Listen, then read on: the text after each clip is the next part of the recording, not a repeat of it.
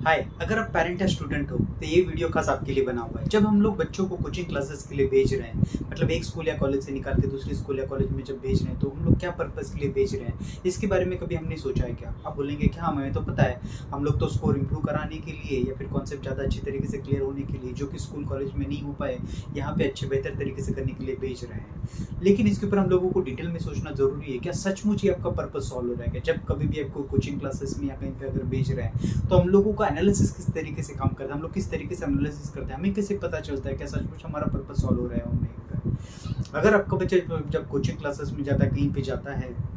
तो क्या सचमुच वो इस तरीके से ध्यान दे पा रहा है कि क्या सचमुच वो इतना फोकस या फिर इतना कंसंट्रेशन से वहाँ पे काम कर पा रहा है क्या? वो कहीं पे हिचकिचाता तो नहीं है? अगर लेट्स से कि अगर उसको कोई डाउट आया, अगर कोई क्वेश्चन आया, तो क्या वो सचमुच सारे के सारे डाउट से क्वेश्चन सामने वाले टीचर को पूछता है क्या? ये सोचने वाला सवाल है। अगर उसका स्कोर इंप्रूव हो रहा है, अगर स्कूल का कोई एग्जाम है, कॉलेज का कोई एग्जाम है, अगर कोई एग्जाम्स में अपेयर कर रहा है, तो क्या वो उतनी करेज के साथ में या फिर उतनी ट्रस्ट के साथ में जाके क्या वो एग्जाम दे पा रहा है क्या? अगर हम लोग एक्स्ट्रा कोचिंग लगा रहे हैं, तो क्या हमारा सचमुच पर्पस सॉल्व हो रहा है क्या? ये हम लोगों को आज सोचने की ज़रूरत है। मेरा नाम प्रकाश गायकवाड़ है और 2009 से मैं एज ए एजुकेशन कंसल्टेंट काम कर रहा हूँ। तो लगभग लास्ट 15 साल से हम लोग इसी फील्ड में काम कर रहे हैं, इसीलिए हम लोग डिटेल में इसके ऊपर बात कर सकते हैं। तो जब हम लोग एक्स्ट्रा कोचिंग की बात करते हैं, तो हम लोगों का पर्पज़ होता है कि भाई एक्स्ट्रा कोचिंग के लिए जब बच्चा जाए, तो जाने के बाद वो हिचकिचाए नहीं, वो एग्ज़ाम में कॉन्फिडेंस से लिखे, स्कोर अच्छा खासा आ सके, ताकि इस कॉम्पिटिटिव दुनिया में वो जो है बाकी के बच्चों के साथ में या फिर बाकी के लोगों के साथ में कंधे से कंधा मिला के उसके साथ में सक्सेस की ओर जा सके। लेकिन ये पर्पस कहाँ तक उसका सॉल्व हो रहा है, ये हम लोगों को सोचने की ज़रूरत है आज की डेट में। अगर हम लोग इसके बारे में डिटेल में सोचें, तो बहुत सारे जो बच्चे होते हैं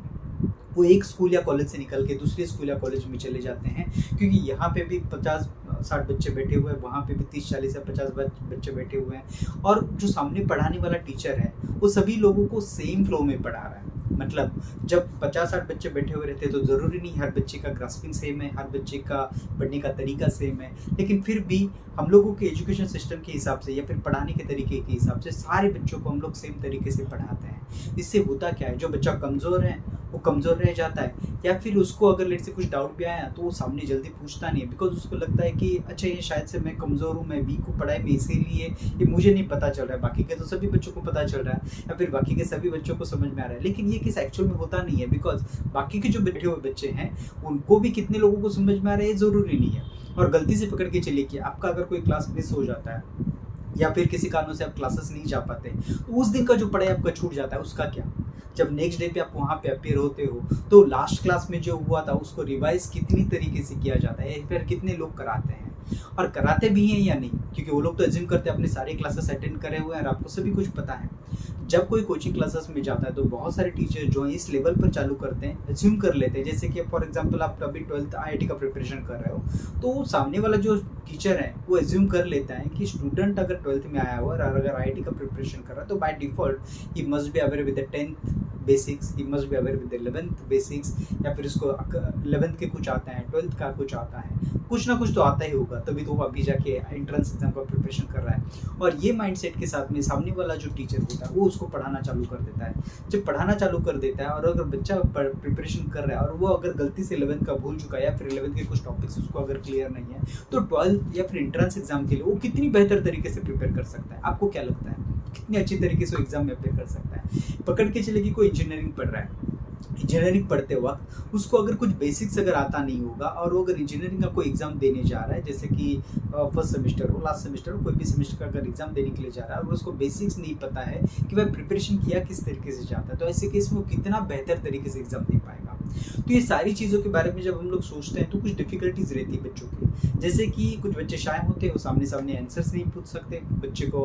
टीचर को डाउट नहीं पूछ सकते। बहुत सारे बच्चे जो होते हैं होमवर्क नहीं करते, होमवर्क नहीं करने की वजह से उनको चीज़ें पता नहीं होती, जब नेक्स्ट क्लास के लिए जाते हैं तो पूरे ब्लैंक होते हैं। तो ऐसे सब बच्चों के साथ में जब कोचिंग क्लासेस में वहाँ पे जाने के बाद जो अलग से स्ट्रगल होता है वो देखने लायक होता है। तो एज अ पेरेंट या फिर अगर आप स्टूडेंट हो, तो क्या आपको लग रहा है कि जब आप एक्स्ट्रा कोचिंग क्लासेस के लिए जा रहे हैं, फिर एक्स्ट्रा पर्पस के लिए, फिर एक्स्ट्रा स्टडीज़ के लिए जा रहे हैं, तो क्या आपका पर्पस सचमुच सॉल्व हो रहा है क्या? अगर आपका आंसर हाँ है तो आप डेफिनेटली भेजिए,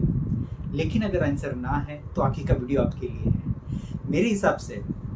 अगर कोई बच्चा पढ़ाई में बहुत ही अव्वल दर्जे का, पकड़ के चलिए कि 85-90% के स्कोर में वो ऑलरेडी आ रहा है, तो ऐसा बच्चा जब कोचिंग क्लासेस में जाता है तो वो इमीडिएटली ग्रैप्स कर लेता है चीज़ों को, और गलती से अगर लेट्स से कि उसका अगर कुछ मिस भी हो जाए तो भी उसको ज़्यादा फर्क नहीं पड़ता, बिकॉज वो कैसे उसका कैपेबिलिटी हो, घर पे जाके पढ़ सकता है, घर पे जाके उसको रिवाइज कर सकता है, या फिर अगर कुछ डाउट्स या क्वेरीज हो तो वो बहुत ही करेज के साथ में या बहुत ही हिम्मत के साथ में सामने वाले टीचर को पूछने का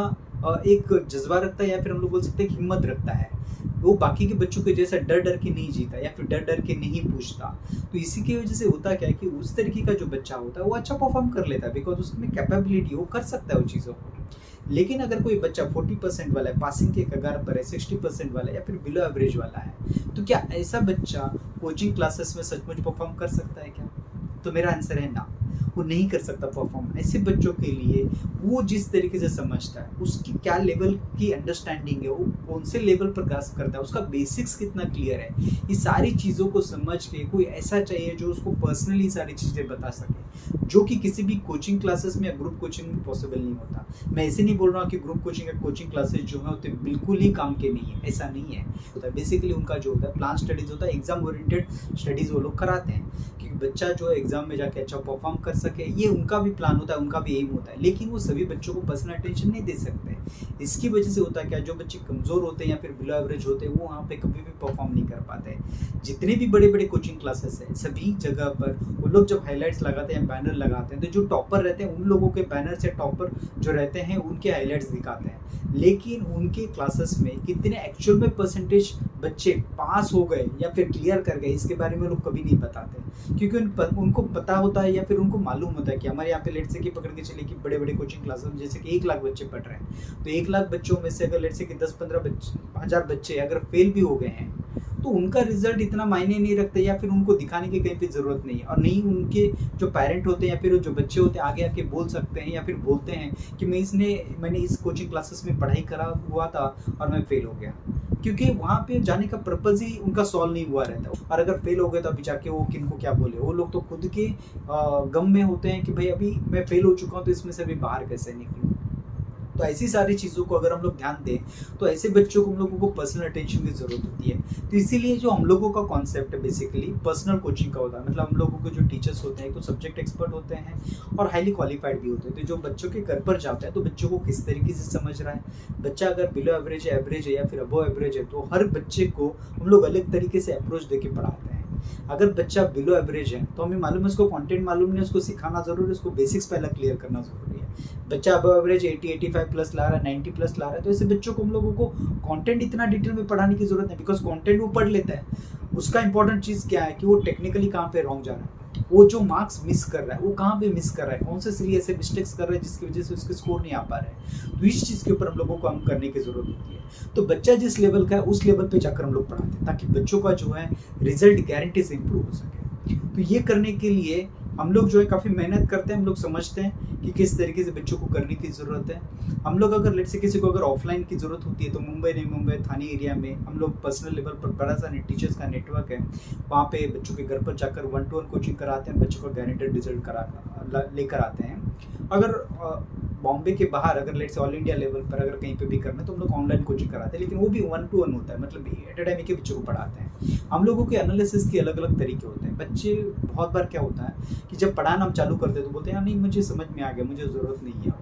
तो हम लोग क्या है उसको क्रॉस चेक कराते हैं। हर टीचर को क्रॉस चेक करना ज़रूरी होता है, क्योंकि बच्चा जो है कभी भी ओपनली चीज़ों को नहीं बताता।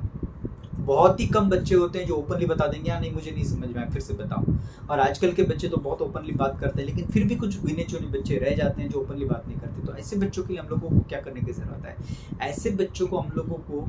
टेस्ट एनालिसिस करने की ज़रूरत होती है। हम लोगों को क्या करना पड़ता है कि भाई अगर तुम्हें समझा है तो हमें करके दिखाओ, हमें पता चलना चाहिए कि अगर तुम्हें समझा है तो तुम कर भी पा रहे हो। तो ये जब हम लोग क्रॉस चेक करते हैं तो हमें बाय डिफॉल्ट पता चलता है बस को आ रहा है कि नहीं आ रहा है। अगर नहीं आ रहा है तो हम लोग उसको फिर से बताएंगे, और अगर आ रहा है तो बहुत बढ़िया है, हम लोग आगे जो है हम लोग स्पीड से जा सकते हैं और आगे की चीज़ें करा सकते हैं। तो इस तरीके का इन्फॉर्मेशन अगर आपको और भी चाहिए तो चैनल को सब्सक्राइब करिए ताकि इस तरीके की वीडियो आपसे मिस ना हो, और अगर इंस्टा फेसबुक या फिर कहीं और पे अगर देख रहे हैं तो फॉलो करिए।